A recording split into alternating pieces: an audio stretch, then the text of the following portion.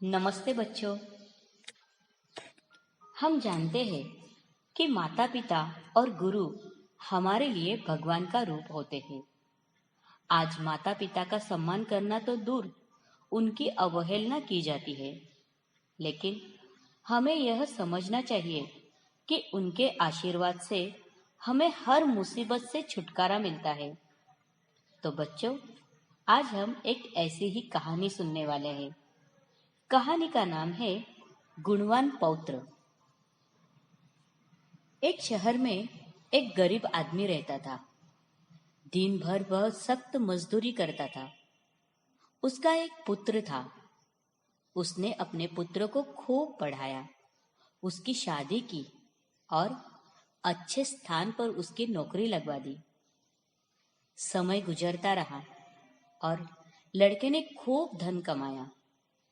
उसने एक बड़ा मकान खरीदा, लेकिन उसने अपने पिता के लिए उस मकान के पीछे बाड़े में एक छप्पर बनवाया। लड़का और उसकी बहू अपने पिता के साथ अच्छा व्यवहार नहीं करते थे। वे उसके ओढ़ने बिछाने एवं खाने पीने का ध्यान भी नहीं रखते थे।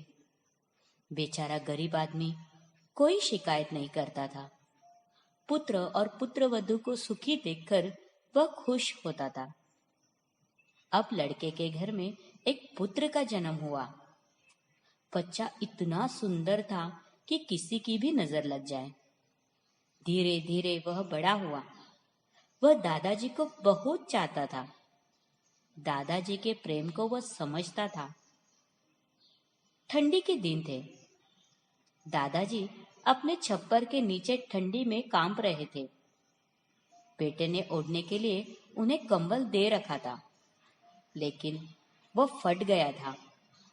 दादाजी को कांपते देखकर पौत्र घर से अपना नया कंबल लेकर उन्हें देने के लिए निकला, लेकिन उसकी मां ने उसे रोक दिया। पौत्र बोला, लेकिन दादाजी को बहुत ठंड लग रही है।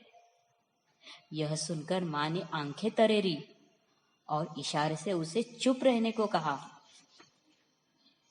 पौत्र बड़ा होता गया। दादाजी के साथ उसके माता पिता के व्यवहार से पौत्र को बहुत दुख होता था। एक दिन उसने अपने पिता के कपड़े लिए, उन्हें फाड़ा और मिट्टी में सान कर उन्हें गंदा कर डाला। फिर उसने एक कंबल लिया, उसे भी फाड़कर मैला कर दिया। इन सबको वह पोटली में बांधने लगा।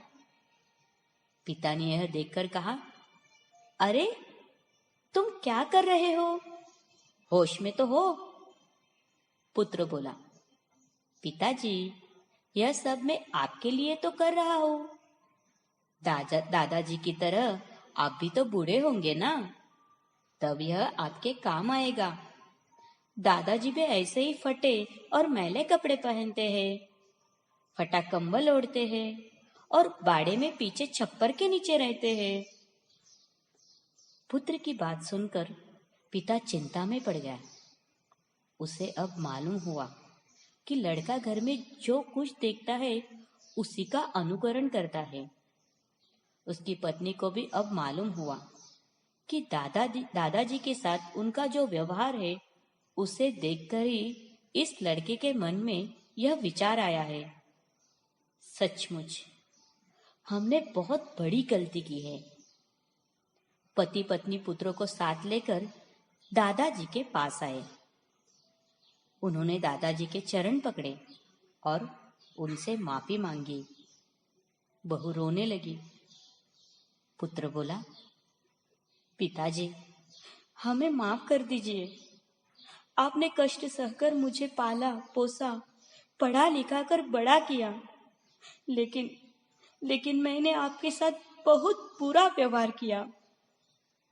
मुझे माफ करें पिताजी।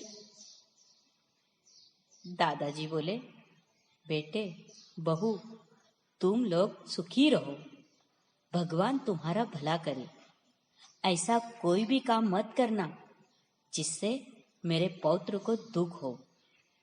यह बहुत गुणवान है। तो बच्चों, इस कहानी से हमें क्या सीख मिलती है? जैसा करोगे वैसा पाओगे। धन्यवाद।